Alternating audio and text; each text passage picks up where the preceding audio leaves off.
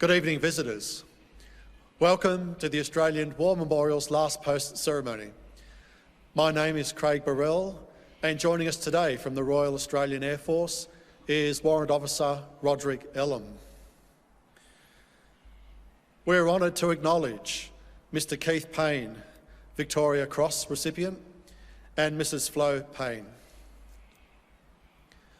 We welcome the veterans who have served, those that are still serving, and the families that support them. We acknowledge the members of RSL and Services Clubs Association, RSL Victoria and RSL Queensland, who are watching the broadcast of this ceremony around Australia. During this evening's ceremony, wreaths will be laid at the base of the Pool of Reflection by visitors and students on behalf of the following schools. From Western Australia, St Mark's Anglican Community School, Primary Department, Hillary's. From South Australia, Unity College, Spring Head, Mount Torrens. From Victoria, Pearcedale Primary School. And from Queensland, Runcorn State School, Sunnybank. Please stand and join in singing the National Anthem.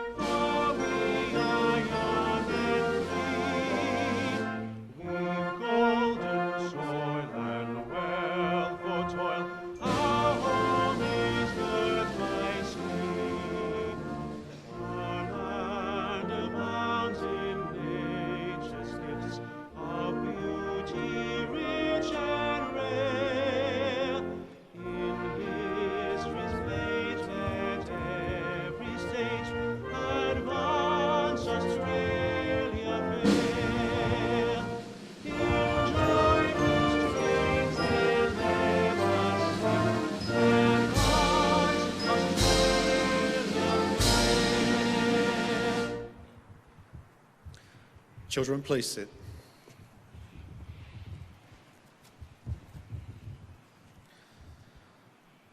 The Australian War Memorial was a vision of Charles Bean, Australia's First World War official historian. Bean landed with the Australian troops on Gallipoli and stayed with them at the front through to the end of the war. The idea of this national memorial and museum came to him at Pozières, France, in the depths of the bloody fighting of 1916. Bean's idea was that this would be a place where families and friends could mourn their loved ones buried in faraway places. It would also be a place that could help all Australians understand what these men and women had endured and what they had done for us. Bean's vision, to which we remain true, is best expressed as inscribed in the entrance to the memorial's galleries. Here is their spirit, in the hearts of the land they loved, and here we guard the record which they themselves made. Tonight, we will read the story behind just one of those on the Roll of Honour, which lists the names of more than 102,000 men and women who have given their lives for us in war and operations for more than a century. But first, we present a lament, Flowers of the Forest. Wreaths or floral tributes will now be laid at the base of the Pool of Reflection.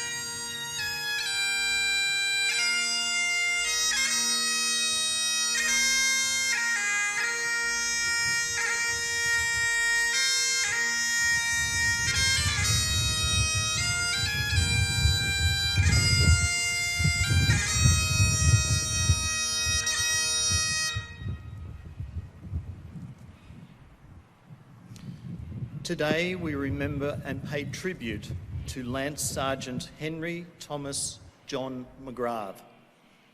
Henry McGrath was born in Bega, New South Wales, to John and Sarah McGrath. Known as Harry, he was the eldest of a large family of children.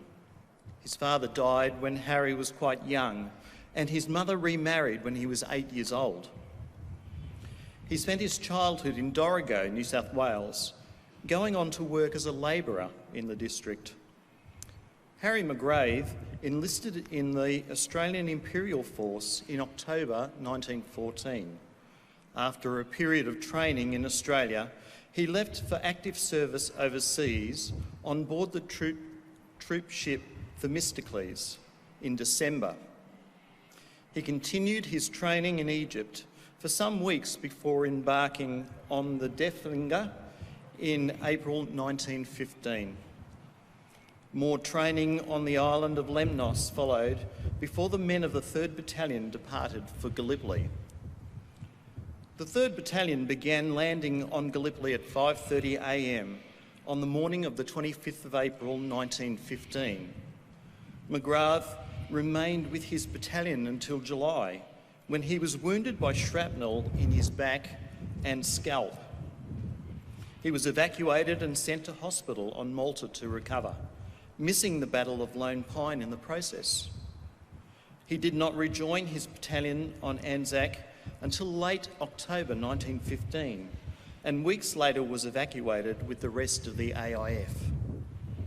McGrath was promoted to Lance Corporal on his return to Egypt and received steady promotion afterwards, ending with the rank of Lance Sergeant the following year.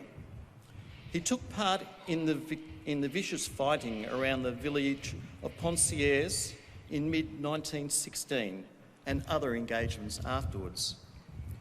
His friend, Private Sidney Rudkin, recalled how he carried himself bravely in his numerous engagements.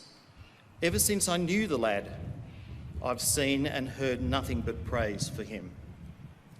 McGrath served in his company's bombing platoon and was a noted participant in the raiding operations around Ypres. In early May 1917, the 3rd Battalion took part in the battles around the French village of Bullecourt. During the attack, McGrath's platoon bombed enemy positions for 15 hours. On the 5th of May, while occupying recently captured ground, the men came under heavy German artillery fire. During one of the barrages in the morning, McGrath was killed in action. His commanding officer, Lieutenant Elliott, later recalled, "Harry was in the same trench as we were. Your brother fought like a Trojan, and when he was killed, it cast a gloom all about us, although we were all fighting for our dear lives and our loved ones at home." Elliott wrote to McGrath's sister to say, "We all loved Harry as he had such fine disposition. I assure you we avenged Harry's death on October 4th in the Broodsinger battle." Private Rudkin also sent his condolences to McGrath's family, writing, "We are truly sorry and miss him as we do a brother." McGrath was buried not far from when he was killed, but his grave was lost when the Germans recaptured the position. Today he is commemorated on the Australian National Memorial at Villers-Bretonneux. He was 21 years old. His name is listed on the Roll of Honour on my right, among more than 6,000 Australians who died while serving in the First World War. This is but one of the many stories of service and sacrifice told here at the War Memorial. We now remember Lance Sergeant Henry Thomas John McGrath, who gave his life for us, for our freedoms, and in the hope of a better world.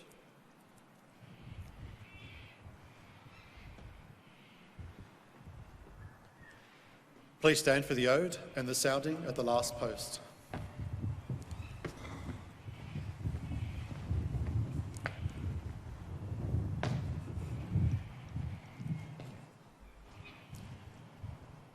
They shall grow not old, as we that are left grow old. Age shall not weary them, nor the years condemn. At the going down of the sun and in the morning, we will remember them.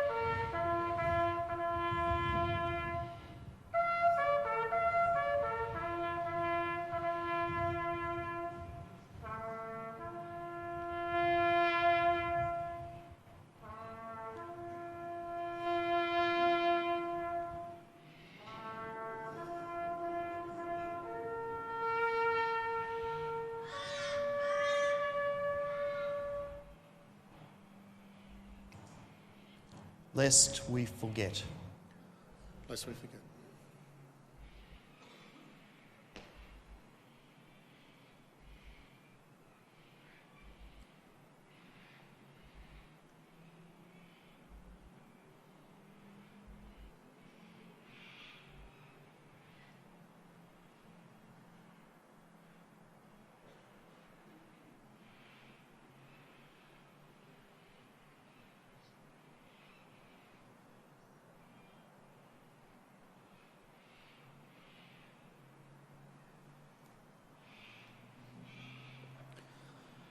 We leave you this evening with the words of the memorial's founder, Charles Bean. Many a man lying out there at Pozieres or in the low scrub at Gallipoli, with his poor, tired senses barely working through the fever of his brain, has thought in his last moments, well, it's over. But in Australia, they will be proud of this. Ladies and gentlemen, that concludes the last post ceremony. Thank you for visiting the Australian War Memorial and good evening.